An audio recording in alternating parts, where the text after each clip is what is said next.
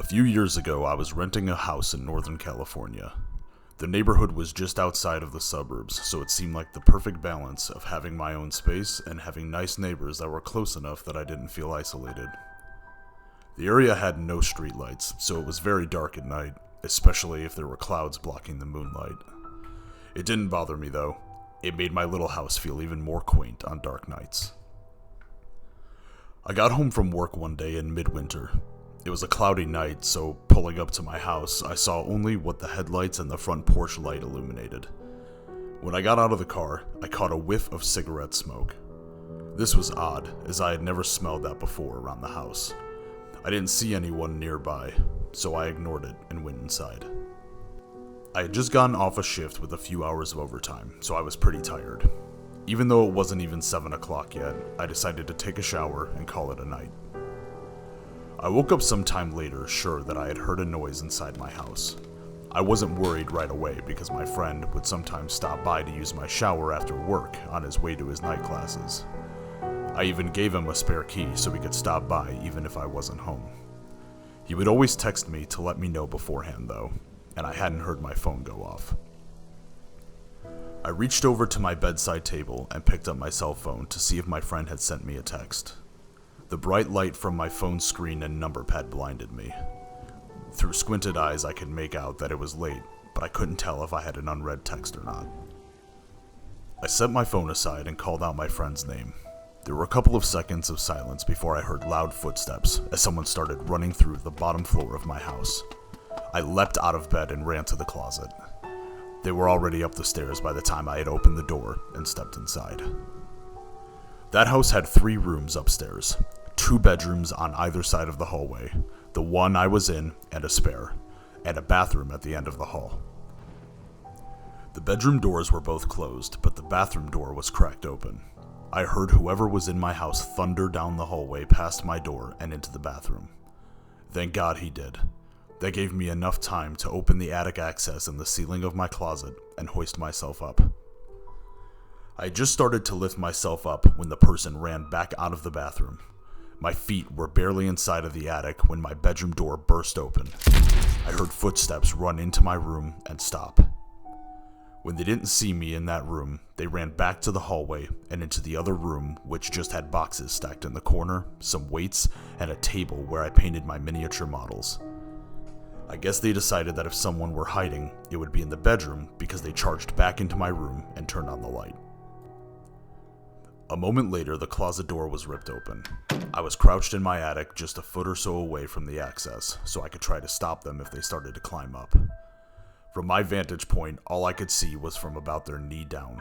They were wearing dirty blue jeans with frayed cuffs and worn work boots. After a few seconds of looking in the closet, they stepped away and I heard a loud crash come from my room, followed by a scream of frustration and anger. That scream was the most unnerving part of the incident for me. It reminded me far too much of my stepfather, who would scream in a similar way when he lost his temper. He would eventually be put in a mental hospital for several mental disorders that resulted in erratic and violent tendencies. The man in my house ran back down the stairs. I heard crashes and clatters as things were thrown around and furniture was knocked over. I stayed crouched in the attic. I had left my cell phone when I ran for the closet, and I wasn't certain that I could climb down without him hearing. After some time, the noises stopped. I started counting slowly, 1, 2, 3, and when I reached 1,000, I decided it was safe enough to climb down. The first thing I noticed when I exited the closet was the intruder had flipped my bed over, I assume in an attempt to find me. That was the loud noise I had heard before he stepped away from the closet. I couldn't find my cell phone, so I went to the landline by the bed and called the police. I waited in my room until I heard them call out from downstairs. The police checked the house from top to bottom. They found that the side door had been forced open by something like a crowbar. They also found a few cigarette butts along the fence line with some foil and an empty pen tube which the police said people often use to smoke meth. They think he had been watching my house for a while. I realized that he must have been out there smoking a cigarette when I got home. They collected up the evidence and told me I should stay with family or friends that night and get that door fixed as soon as possible. The first floor was a mess, but I had expected that. Chairs had been knocked over, the sofa had been flipped, all the books, pictures, and knickknacks I had on my shelves were strewn across the floor. The cupboards in the kitchen had been opened, and all the boxed and canned foods had been thrown on the ground. As far as I could tell, though, the only thing missing was a single knife out of the wooden block in my kitchen. I opted to just not sleep that night. I moved a shelf over to block the broken door and spent the next couple of hours cleaning things up. I would often go to the window with a flashlight and shine it along the fence line where the police found the cigarette butts and foil, but I never saw anything. The next day I called to have the door fixed and have motion lights installed at the back and sides of my house. I ran a phone cable up to the attic and added a landline. I never wanted to be stuck up there without a phone again. Nothing else happened at that house though. I lived there another 3 years without incident. One more precaution I took was practicing getting out of my bed, going to my closet, and climbing into the attic as quickly and quietly as possible. I even kept at it when I moved, except now I go to a crawl space at the back of the closet instead of the attic. I try not to think about what would have happened if I had been a bit slower getting to the attic, or if he hadn't gone into the bathroom at the end of the hall first.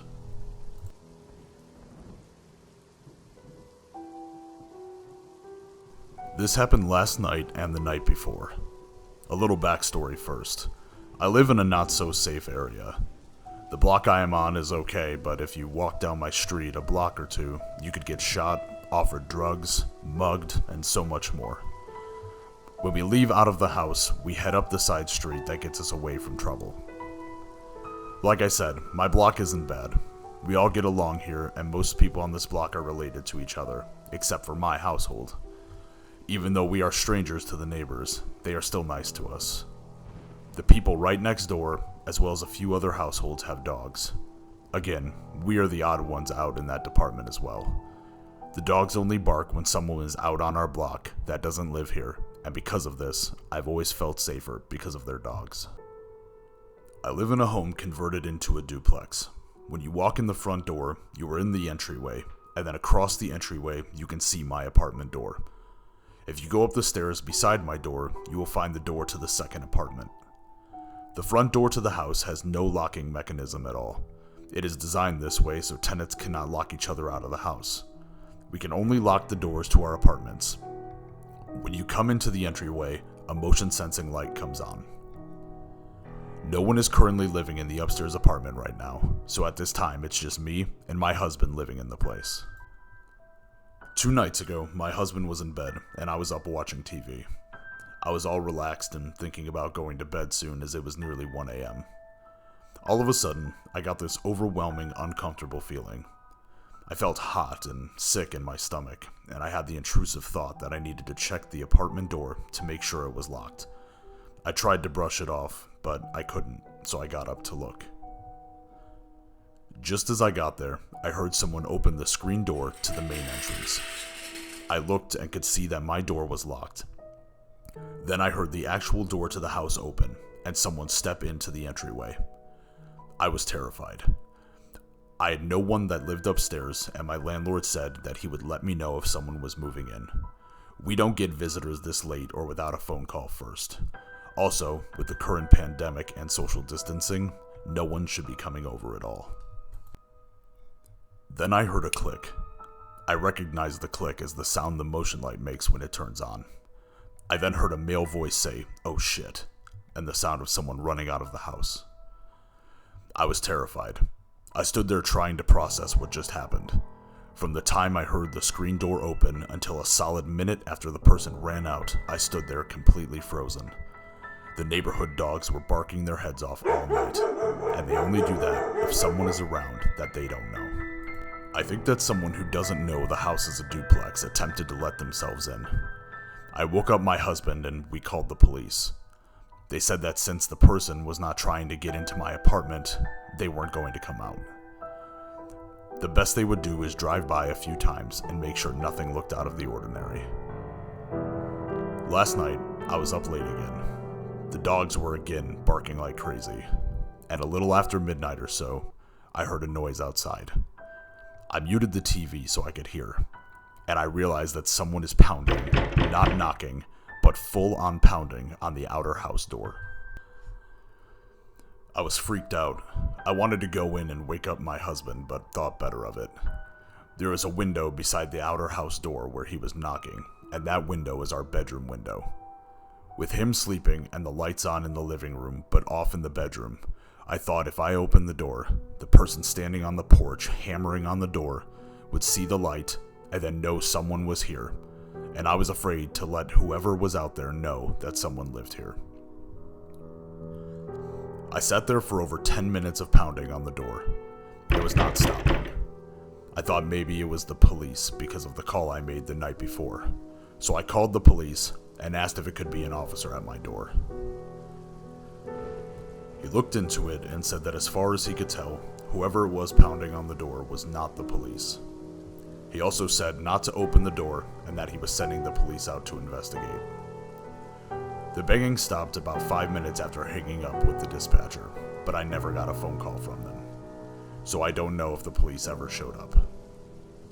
Tonight, the dogs are already barking and have been for the past hour.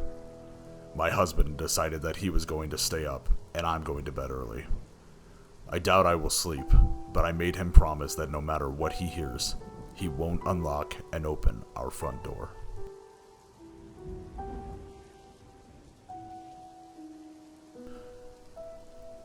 I grew up in a small town, the type where people don't really lock their doors. At least they didn't used to. When I was about 14, I got a call to babysit for one of my regulars who had 3 daughters. It was December, so she would be out for a while at her Christmas work party. When I arrived, the mother, let's call her Sam, went over the rules as usual. She mentioned that the TV upstairs was broken, so once I put the girls to bed, I could just head down to the basement and watch TV there. After playing with the girls for a while that evening, I sent them off to bed and headed down to watch TV. I spent the next few hours channel surfing, and next thing I knew, it was about 1:30 a.m. I remember grabbing the phone, though I can't remember who I was calling, maybe my mom or my sister, to let them know I would be really late. Just then, I heard the door open upstairs, which sort of surprised me. Sam enjoyed the nights that I babysat, as she knew I was a night owl who could be there super late. Sometimes I would stay as late as 3 in the morning, provided she held a cab for me. As I headed upstairs, I heard someone stumble, so I picked up my pace to make sure she was okay, only to find 3 people I had never seen before.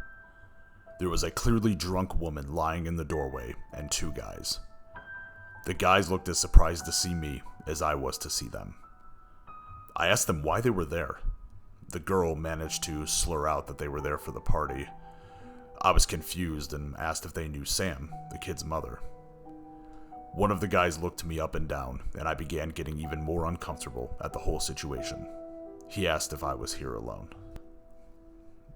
I remember not wanting to answer because all I could think of was the fact that there were 3 little girls sleeping upstairs in the house. I decided instead of answering him, I would simply state that there was no party here and that they needed to leave. The girl was adamant that she was here for the party. The guy who had asked me if I was alone or not took a step toward me. I demanded this time that they leave, and we all heard the sound of a phone button being pushed. I had forgotten it was even in my hand, but it seemed to be enough to startle the guy who thought I pushed it on purpose. The guy quickly told the other guy that they were leaving and helped the woman up. As soon as they were outside, I slammed the door and locked it and quickly ran to the front window and watched them. They continued up the block, so it wasn't merely confusion of the house numbers for them. Sam returned home 2 hours later and was confused as to why the door was locked. She was too drunk, so I just told her and made me feel safer. I never did tell her about the intruders.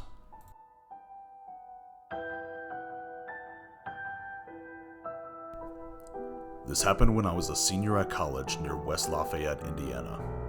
It was May of 2014 and my class was getting ready to graduate from college. I was involved in a fraternity at the time, and I lived with 8 brothers of mine in a 2-story house on campus. We were the only house on this long road with other apartment complexes on the street. At night, the street was pitch black due to the lack of streetlights, and the only working streetlight was next to my house. My room was on the second floor of the house. It was the last day of finals week, and all of my other roommates had already gone home for the summer, so I was the only one left living in the house. The only items left in the house, aside from my belongings, were a few large pieces of furniture and some minor things. I had just gotten done with my last final that Friday afternoon, and was planning on fully moving out and driving home the next day. I decided to start cleaning out some of the items from my second floor to save time the next day, so I left random items I didn't need anymore on the side of the street for bulk garbage pickup. As I just finished up and ready to leave the last batch of items outside, I walk out and I notice a very rusty, janky looking blue-colored pickup truck near my house with a strange man and woman wading through my stuff. At first sight, I get a deep, sickening feeling in the pit of my stomach looking at them. The man was old, disheveled, dirty, with a ponytail, wearing a trucker hat. The partner with him was a short woman who was very obese with a dirty and mean-looking face. They stared at me for around 5 seconds without saying a word, then looked back at the items and continued sorting through the garbage as they loaded some of it onto their truck. I felt very uncomfortable near them, so I firmly told them to please leave my property. They didn't react to me at all. It was like I didn't exist. I go back inside and lock my doors, and eventually they take what they needed, got in their truck, and slowly drove off into the heart of the campus. I was very weirded out, but I just chalked it up to local meth heads looking for some loot.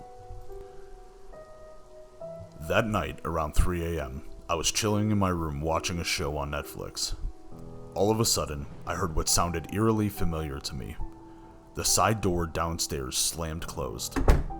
Immediately, the hair stood up on the back of my neck. A feeling I never experienced before, but was more confused than anything else. I brushed it off and decided it's probably one of my roommates who came back to the house because they forgot something since they were all night owls. But obviously, it was 3 a.m., so I was a little confused why they chose such a late hour to return. Not to mention, no one had told me they would be coming back to the house that night. I decided to text the house group chat that we had. Yo guys, did anyone come into the house just now? I heard our door slam closed. I'm upstairs. As I mentioned, most of us were night owls, so they were all awake. They immediately responded, and none of them have come back to the house. My heart dropped into my stomach. A feeling of dread and terror washed over me. The hair on my entire body now stood up. I thought to myself, I'm certainly in danger. The last text I sent to the group chat was, I think someone's here. At this point, my gut instinct went full-on James Bond stealth mode. I shut off all the lights and the TV, and I didn't make a sound. I had no idea if they knew I was upstairs or what their intentions were.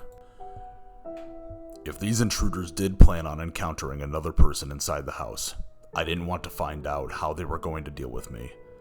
I tried to stay quiet and listen, but I didn't hear any obvious or unnatural movement downstairs.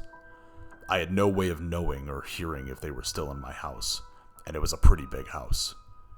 I had no weapons or anything to protect myself with other than a sneaker. My phone is now blowing up with my roommate's texts, though I was too preoccupied to even read them. If these intruders decided to come upstairs and check the rooms, I had no idea what I was going to do. I was vulnerable and scared. My only thought was, I am truly fucked. I started thinking of my friends and family, and that this could be the last time they'd hear of me. What really haunted me was that the last text my friends would hear of me is the panic and confusion. About 2.5 minutes pass by, and to my surprise, I hear another slam of the downstairs door. The exact same sound I heard before. I'm not sure what overcame me, but I had a gut instinct to swing open my door and sprint to the second-story window that overlooked the front of the property and entry into the street. When I looked out the window, my dread clocked in at 100. I saw an extremely rusty, old white van driving by slowly, creeping underneath the street lamp. As I watched, someone swung the back doors of the van closed. The van drove away very slowly into the darkness of the night and towards the heart of the campus. I didn't sleep the rest of the night, and I stayed awake until the sun came up the next morning around 8 a.m. I immediately checked the downstairs door, and the knob was almost falling off. There was a black mark and an indent in the wall where the doorknob struck it from being kicked in the night before. I am again overcome with fear with the thought of what went down. I threw the rest of my shit in the back of my car and left campus to drive home. I called the non-emergency police line as I drove home and explained to the operator what happened. I couldn't give them much information other than the rusty van I saw driving away towards campus. The operator on the phone thanked me and told me that they would be on the lookout for a van and suspicious behavior around town. I never received a follow-up from the police.